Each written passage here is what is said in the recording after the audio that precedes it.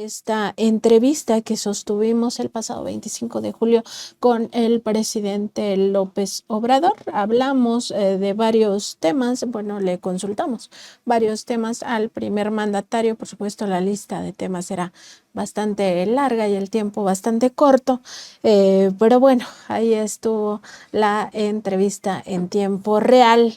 Les decía y lo cuento en esta introducción, en nuestra página de internet lo pueden leer, www.contralinea.com.mx, de cómo fue o cómo es o por qué sucedió en ese ambiente. Pues es justo por este estilo del presidente de romper esquemas. Estamos acostumbrados a entrevistas tradicionales donde se encuentra el entrevistador y el entrevistado, y esto pues se puede grabar de varias maneras, ¿no? Incluso ni siquiera tener un registro de audio o de video, sino simplemente en la libreta del reportero, pues quedar plasmadas todas estas ideas, estas preguntas y estas respuestas.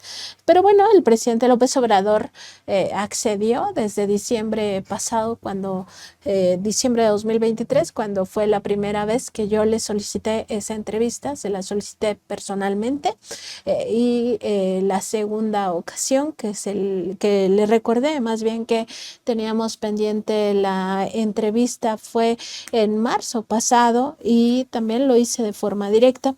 El presidente en ambas ocasiones me dijo que sí, sí me concedería esa entrevista, pero que lo haría dentro de su propia conferencia matutina. En ambas ocasiones yo intenté negociar que prefería el otro espacio. El presidente dijo que no, que sería en su conferencia matutina, y así ocurrió el 25 de julio de 2024. Ese día faltaban 67 días para que él concluya su mandato y pues se retire para siempre, de acuerdo con lo que él mismo ha dicho en estos días. ¿Por qué es no tradicional esta entrevista? Pues básicamente porque fue dentro de su propia conferencia matutina, aunque él le destinó un espacio particular, lo anunció como tal, como una entrevista, no como preguntas del día a día. De hecho, un día antes que también asistí a la conferencia, ahí le dije al presidente que sí podía ser el jueves. Él dijo que sí. Entonces ya todo el mundo sabía que al siguiente día iba a ser esta entrevista. ¿Qué significa que fuera en su propia conferencia matutina? Bueno, pues que era en tiempo real, transmitida en sus redes sociales, en los medios públicos, y también que iba a ser abierta en vivo y con la presencia de los representantes de los otros medios de comunicación que todos los días cubren esta fuente presidencial. Así sucedió. Y le consultamos varios asuntos, entre ellos las traiciones que ha vivido a lo largo de su mandato. También le preguntamos otros temas de interés, como por ejemplo qué pasa con los expresidentes ahora que ya se va a reformar el Poder Judicial de la Federación, si van a ser juzgados, si se les podría abrir proceso, ya teniendo un Poder Judicial distinto al que siempre colabora, contribuye con la impunidad de los delincuentes de cuello blanco. El presidente en ese sentido dijo que él sigue no estando de acuerdo con detener el proceso de transformación para juzgar a los presuntos criminales del pasado, a los presuntos delincuentes del pasado, o en este caso a los expresidentes que tanto daño le han hecho al país. Le preguntamos otros temas también igual de relevantes, por ejemplo, qué pasa con nuestra defensa del maíz transgénico en el contexto de, en el contexto del panel internacional del TEMEC que convocó Estados Unidos para defender Estados Unidos el maíz transgénico contra nosotros que defendemos nuestros maíces nativos. Le preguntamos sobre este riesgo de que las Fuerzas Armadas sean usadas en un futuro si regresara la derecha al poder para reprimir nuevamente al pueblo, como ha ocurrido en la Guerra Sucia, como ha ocurrido en la guerra contra el narcotráfico, que en realidad fue una guerra social de Felipe Felipe Calderón Hinojosa. El presidente López Obrador en ese sentido señaló que él considera que todo depende de la persona que esté al frente de las Fuerzas Armadas, es decir, el comandante o la comandante suprema de las Fuerzas Armadas, y que pues él no consideraría que existe este peligro en tanto lleguen personas pues que no tengan esta actitud represora, dictatorial, que tuvieron los gobiernos del PRI y del PAN en el pasado. También le preguntamos pues acerca de estos peligros del golpe de Estado judicial, como han ocurrido en gobiernos latinoamericanos, con gobiernos progresistas sobre todo, donde los poderes judiciales realizan golpes de Estado técnicos.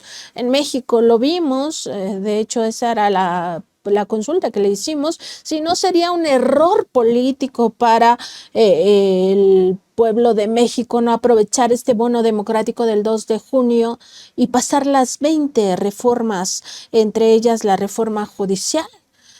Pues porque estas profundizarían la cuarta transformación, el segundo piso, y bueno, ahí el presidente dijo que eso es un tema que debe discutir el Congreso.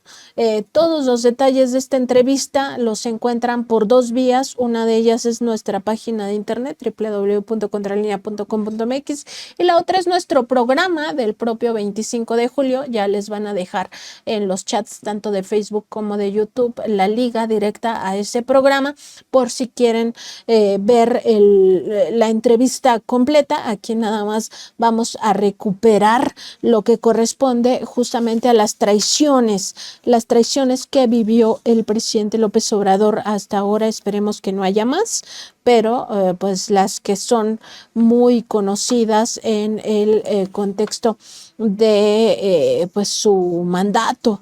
Y en ese sentido el presidente López Obrador declara, le consultamos, ¿no? ¿Qué pasa con esas traiciones? Si había más graves, le consultamos del caso Segalmex, le consultamos del caso de los ministros de la Suprema Corte de Justicia de la Nación, que él mismo propuso en las ternas, el caso de Margarita Ríos Farjat y de Luis González Alcántara Carranca. Juan Luis González Alcántara Carranca son los dos ministros que el propio presidente López Obrador ha identificado en muchas ocasiones de forma pública como quienes traicionaron al pueblo de México al aliarse de forma directa con la facción que encabeza Norma Lucía Piña Hernández, boicoteando prácticamente todas las reformas de la Cuarta Transformación desde dentro, desde la propia Suprema Corte de Justicia de la Nación.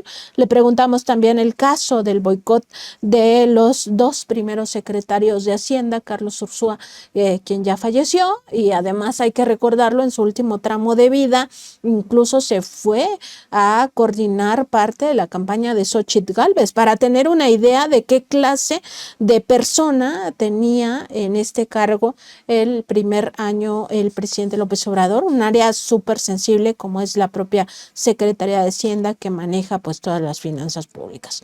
Y el presidente se refirió a esos tres casos. Vamos a irlo desagregando. Primero vamos a ver una declaración que hizo en torno a que estas traiciones no han afectado la transformación del país, y volvemos. He padecido poco de traiciones, o las traiciones que hemos enfrentado no han tenido efectos nocivos. Hemos logrado revertir el daño de esas traiciones, y en la política y en procesos de transformación siempre tiene uno que enfrentar a quienes se olvidan de los principios, quienes no le tienen amor al pueblo, quienes son oportunistas, convenencieros, solo los mueve la ambición al poder y al dinero. No se vive en una sociedad perfecta, más cuando durante 36 años impusieron un modelo que tenía como objetivo principal lo material, el triunfar a toda costa, sin escrúpulos morales de ninguna índole. Por ejemplo, en el caso del gobierno, no estaba el gobierno hecho para servirle al pueblo. El gobierno era un facilitador para el saqueo, para el robo. Y así actuaban muchos funcionarios. Y se veía regreso a lo mismo, como algo normal. Y en la academia, en las universidades, lo mismo. Se dejó de hablar de la justicia social. Se dejó de lado porque en los hechos dejaron de pensar en la reforma agraria, pues se dejó en la academia y en la universidad de impartir derecho agrario. Ya no tenía la misma relevancia el derecho laboral. Era lo fiscal, lo mercantil, lo penal, una época en donde los abogados penalistas eran como las grandes figuras de la vida pública, los más famosos. Siempre lo he dicho aquí, los trajes más elegantes, las joyas, los carros más elegantes, tenían hasta anuncios. Me acuerdo de uno que decía, no tengo ningún cliente en la cárcel, y se dedicaba a defender a corruptos, famosos.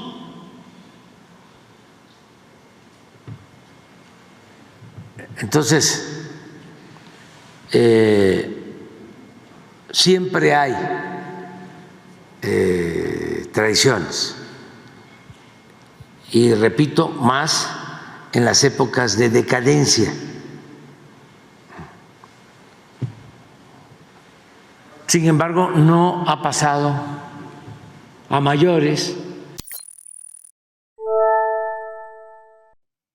Pues el presidente López Obrador indicaba en esta amplia respuesta sobre las traiciones a su administración que estas traiciones justamente no habían afectado de forma sustancial la, digamos que la transformación del país. Y en ese sentido también indicar que le preguntamos sobre diversas traiciones. Una de ellas es el caso Segalmex, y el presidente pues señaló que es una de las cosas que más lamenta, pues se lleva esa mancha de Segalmex, quizá la única mancha, dijo la mañana del 25 de julio. Vamos a recuperar ese momento también. Una de las cosas que más lamento fue el fraude en Segalmex, porque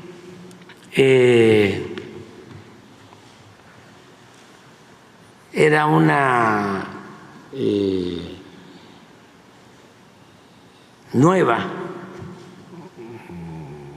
dependencia para apoyar a los productores del campo, muy parecida, ¿sí?, a Conasupo de los viejos tiempos, desde luego buscando que no siguiera esos pasos de corrupción de Conasupo, pero con el propósito de ayudar a los productores.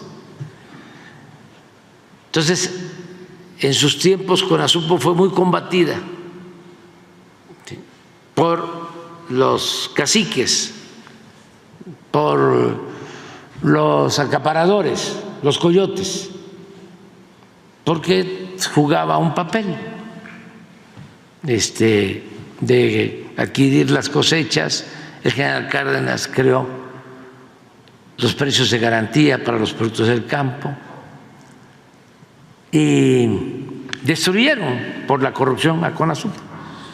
Pero no quiere decir que esa función no sea importante para apoyar a los productores.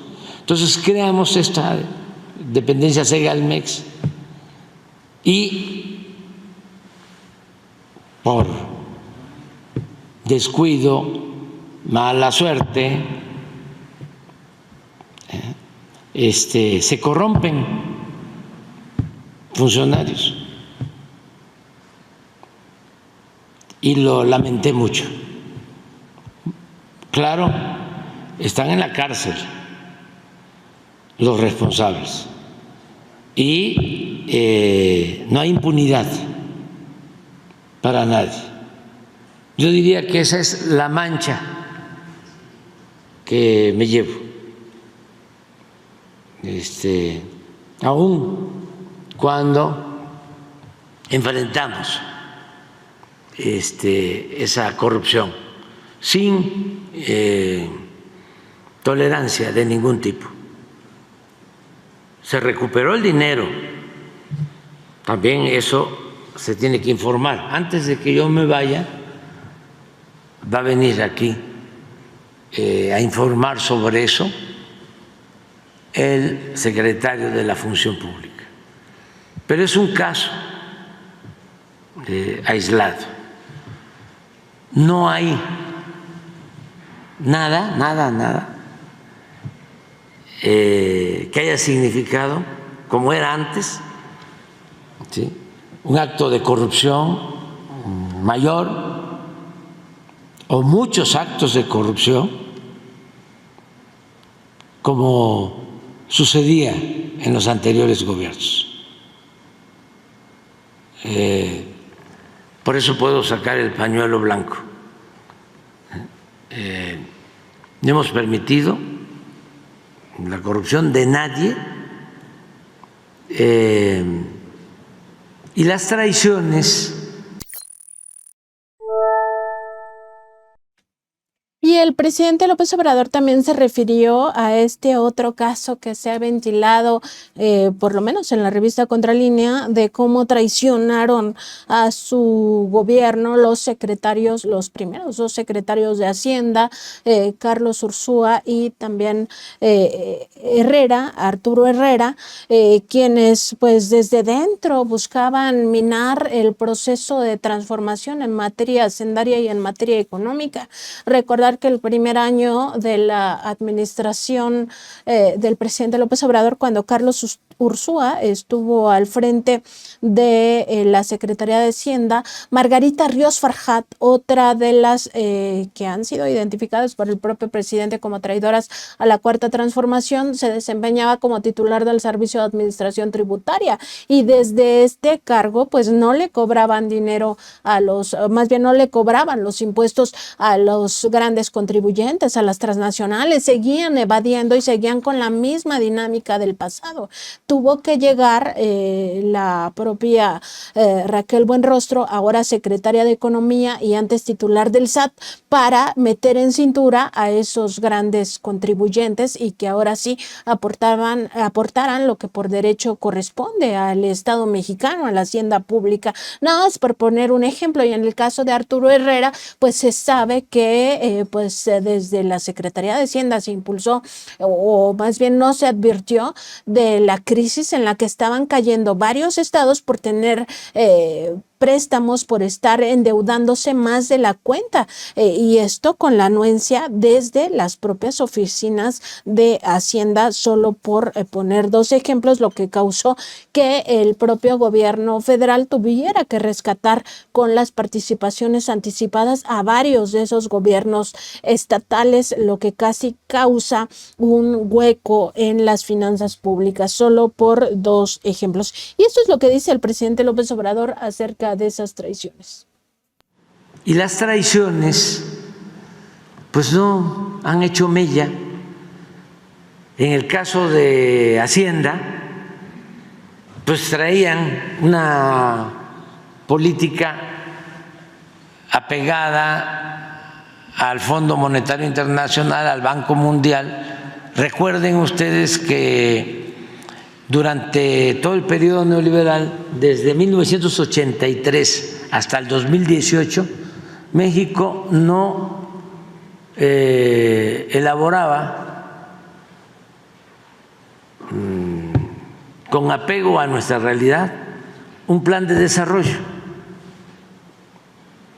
Los gobiernos de México se dedicaban a cumplir con las recomendaciones que enviaban los organismos financieros internacionales. Ellos ponían la agenda. ¿De dónde surge lo de las reformas estructurales? Antes las cartas de intención, luego las reformas estructurales, pues de los organismos financieros internacionales, y no solo se aplicaban en México, se aplicaban en todo el mundo. Reforma laboral, reforma fiscal, reforma educativa, reforma energética. Era en México y en Argentina y en España y en cualquier país. Era el mismo guión, la misma agenda. Entonces, por primera vez en 40 años, nosotros tenemos un plan de desarrollo propio, en donde en la agenda lo que está en primer lugar es el combate a la corrupción, en segundo lugar la justicia, en tercer lugar la austeridad republicana, en cuarto lugar detener la privatización, defender los bienes del pueblo de México, de la nación, no permitir que nos saqueen como lo hicieron durante todo el periodo neoliberal. Y es nuestra agenda y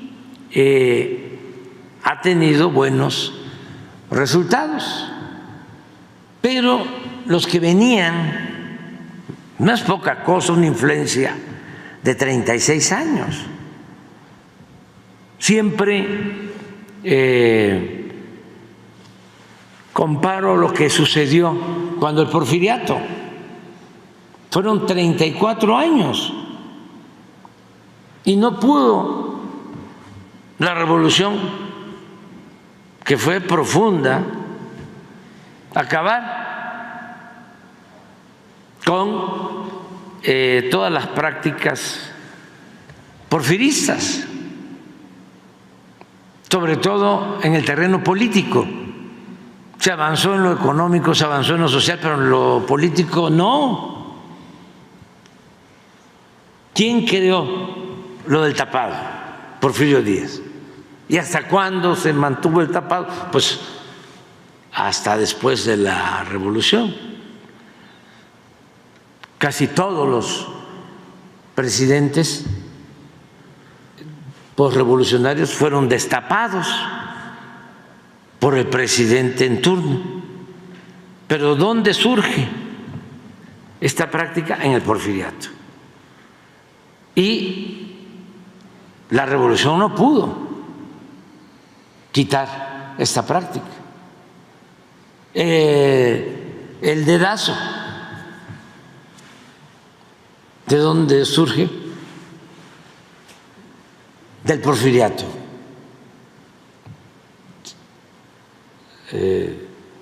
La reelección que regresó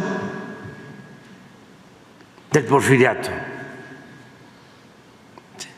el acarreo del porfiriato. Ahí está también esta referencia a los casos de Carlos Ursúa y Arturo Herrera.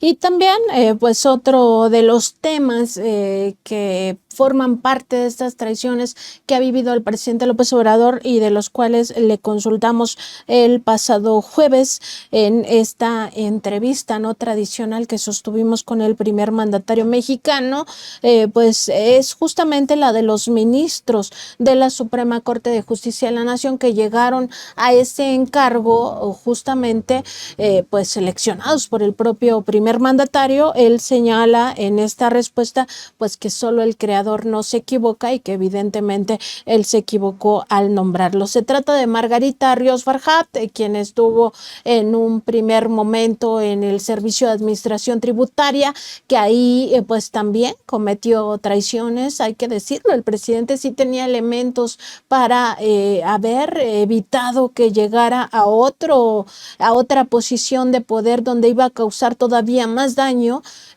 pues porque en el SAT Margarita Ríos Farjat dejó pasar a los grandes contribuyentes la evasión del pago de impuestos. Y en el segundo caso es de Juan Luis González Alcántara Carrancá, este otro personaje que es quien justamente pues presta su mansión en Las Lomas para que ahí se realice esta cena de la ignominia por la cual debió de haber renunciado Norma Piña y el propio González Alcántara Carrancá, toda vez que intentaron influir en el proceso electoral, en esto que se conoció como todos los esfuerzos de la derecha, de la ultraderecha, del conservadurismo, de afectar el proceso electoral. Esto es lo que dijo el presidente López Obrador en la entrevista que sostuvimos con él. El de la simulación que se mantuvo después de la revolución, del porfiriato, de respetar la Constitución en la forma para violarla en el fondo. 3 poderes, sí, eso lo creó Porfirio Díaz.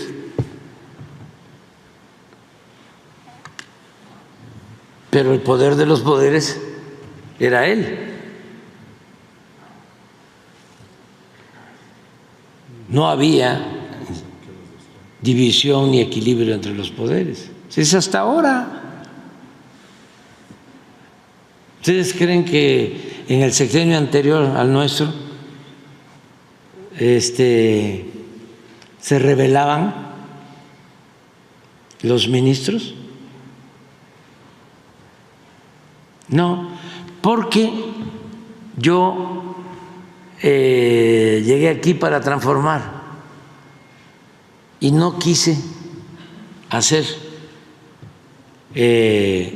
ningún tipo de enjuagues políticos, no quise ninguna componenda, porque lo que el país requiere es cambios, es transformación. No me afectó tampoco el que en efecto presenté la terna para que entraran ministros y se volvieron ahí traidores, mejor dicho, traidorzuelos, que traidor es otra cosa. La traición a la patria pues se aplica y nunca se ha castigado a los expresidentes. Lo de los funcionarios, pues es no un asunto de traición, sino a la patria, son traídos los suelos. Pero tampoco afectó, al contrario, ayudaron. Imagínense que uno de los que yo propuse, porque también comete unos errores, la perfección tiene que ver con el creador.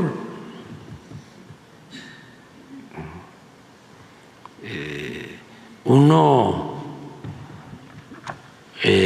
está expuesto a equivocarse. Además, así es la condición humana, ¿no? Uno de los que propuse fue el que en su casa de Las Lomas se reunió o hizo posible la reunión del presidente del PRI con la presidenta de la Suprema Corte. Imagínense el favor que nos hizo. ¿Qué voy a estar enojado con él? Al contrario, ¿sí? Le tengo que agradecer. Es como si yo estuviese enojado, ¿no?, con Aguilar Camín o con Claudio X González. No, hasta los voy a condecorar porque nos han ayudado mucho. O sea, al enseñar el cobre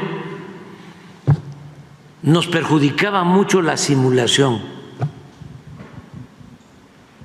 el que se manejaran en dos aguas, la política robalera,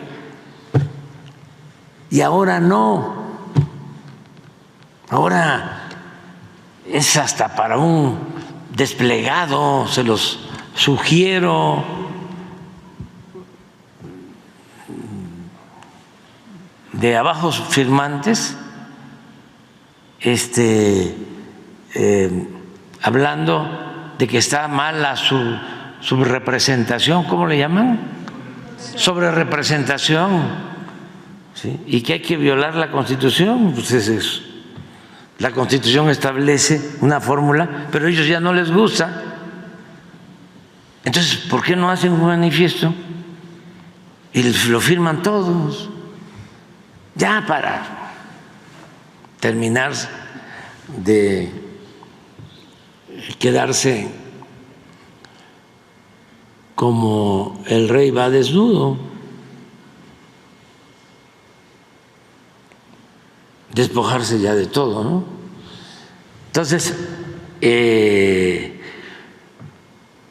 no hay que preocuparse cuando hay traiciones, no hay que preocuparse cuando hay campañas de calumnia.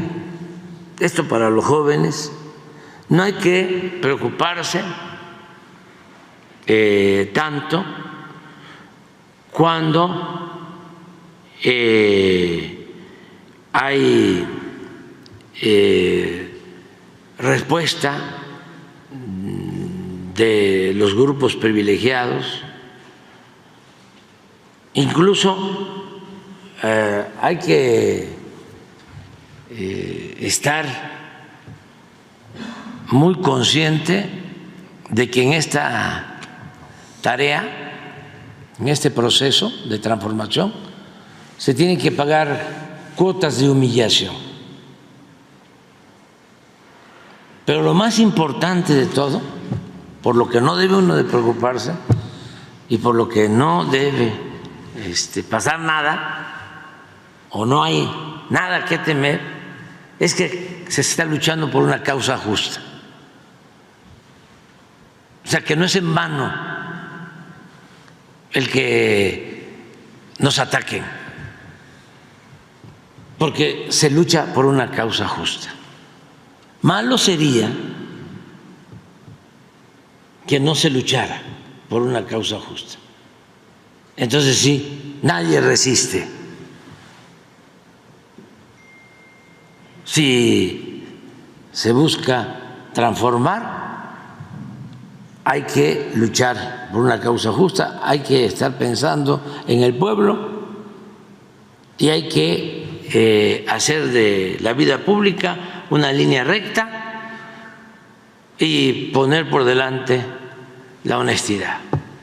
Y así no pasa nada. Absolutamente, se siente uno muy feliz, puede uno enfrentar cualquier desafío, cualquier adversidad.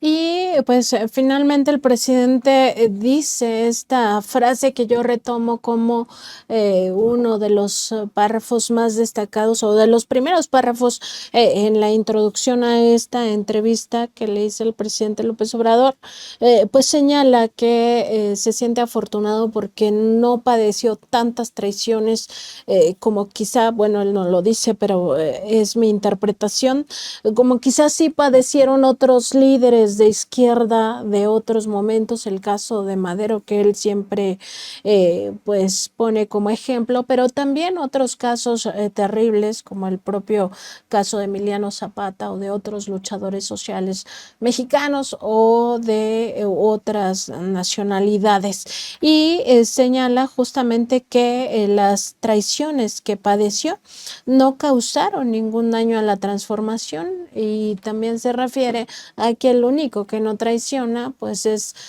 primero los menciona como las personas en situación de pobreza y después ya como el pueblo en una forma más general, el pueblo no traiciona. Pues también como lección para otros luchadores sociales o para otros líderes y lideresas de izquierda que vengan en un futuro, incluyendo por supuesto a la propia doctora Claudia Sheinbaum Pardo, quien ya pues ha manifestado eso mismo, que ella está con el pueblo, que nunca va a traicionar al pueblo y que confía en el pueblo de México. Vamos a escuchar este último fragmento de esta entrevista que retomamos esta mañana. Entonces, tengo que decir que soy un afortunado porque no padecí de muchas traiciones, y de las traiciones que padecí no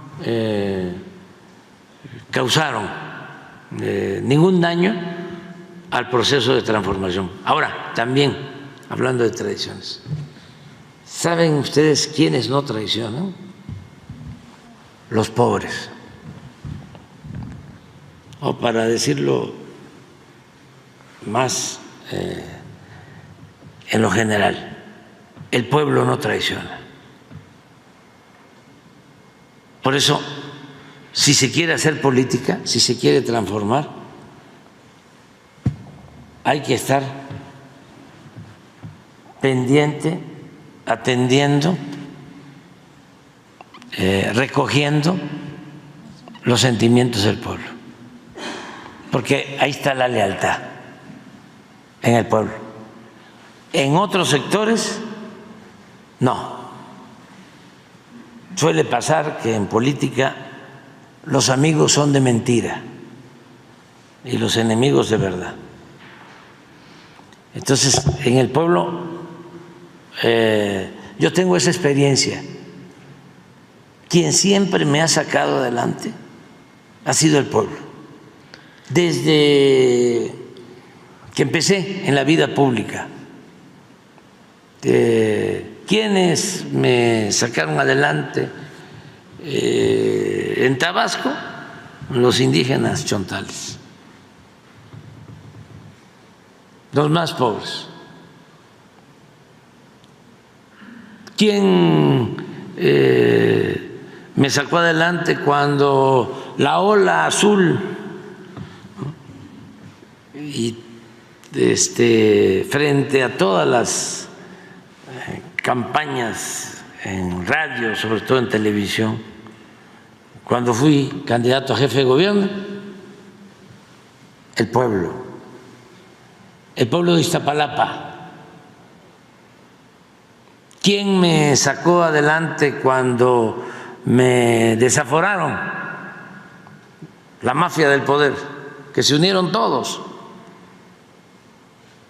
PRI, PAN, todos, para destituirme como jefe de gobierno. ¿Quién me sacó adelante? ¿Cuántos se movilizaron? Más de 1 millón de personas aquí en la ciudad. Y tuvieron que dar marcha atrás. El pueblo. ¿Me ayudaron los medios? Si acaso 1, 2. ¿Me ayudaron los de la radio? ¿Me ayudó Televisa? ¿Me ayudaron los empresarios? ¿Me ayudaron los intelectuales? ¿Me ayudó Aguilar Camín? ¿Me ayudó Krause? No, el pueblo. Y solo el pueblo puede salvar al pueblo. Y con el pueblo todo y sin el pueblo nada. Entonces, nada más hacia adelante, porque hay algunos que piensan que la política, a lo mejor antes, desde luego, era asunto de los políticos y se hacía en los cafés o desayunando, comiendo, cenando con políticos, en las fiestas de los políticos, en las relaciones públicas con los políticos, haciéndole la barba, actuando como lambiscones de políticos, cargándole el portafolio a los políticos. Ahí van, ¿no? Escalando, subiendo. Pues eso ya no. Para los jóvenes, ¿a quién tienen que ir a ver sin necesidad de hacerle la barba, sin lambisconear? Nada más tratándolos con respeto y si se puede queriendo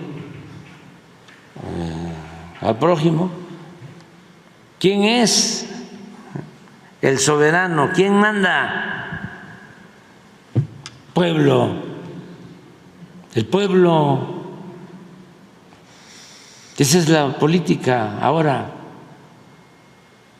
Entonces, no nos preocupemos por los politiqueros. Pues hasta aquí la revisión del día de hoy de esta entrevista que sostuvimos con el presidente Andrés Manuel López Obrador, una entrevista que nos concedió el pasado 25 de julio de 2024 en su propia conferencia matutina. Así lo anunció él desde hace unas semanas, justo cuando otorgó la entrevista a los moneros del Chamuco, a nuestros amigos del Chamuco para Canal 22 y Canal 11 y Canal 14 para los medios públicos. Y así aconteció el jueves pasado, a 67 días de que él concluyera su administración. Se despidió el presidente pues indicando ya en una de sus respuestas, ya terminó la entrevista, y dijo un abrazo para ti. Mandó ese abrazo desde el atril, desde la tribuna, como de esos abrazos que aprendimos a dar a la distancia en la pandemia de COVID-19, esos que nada más se cruzan los brazos aquí al frente, y se fue el presidente López Obrador ya como una predespedida. Yo siento que ya está pues en esa fase de despedirse de su pueblo, de despedirse de quienes lo ubican como uno de los principales líderes de izquierda, toda vez que ya lo ha anunciado él mismo, se retira de la vida pública, ya no va a hablar jamás de política, ya no va a participar en ningún foro público y pues de alguna manera también yo sentí que es como la despedida que también diariamente le está dando a la prensa. Y bueno, ahí está también la información en www.contralinea.com.mx, la entrevista completa, también la explicación de por qué se dio de esta forma. El presidente decidió que fuera una entrevista no tradicional. Y como les decía, en 2 ocasiones yo de forma directa le solicité al primer mandatario que nos concediera esta entrevista.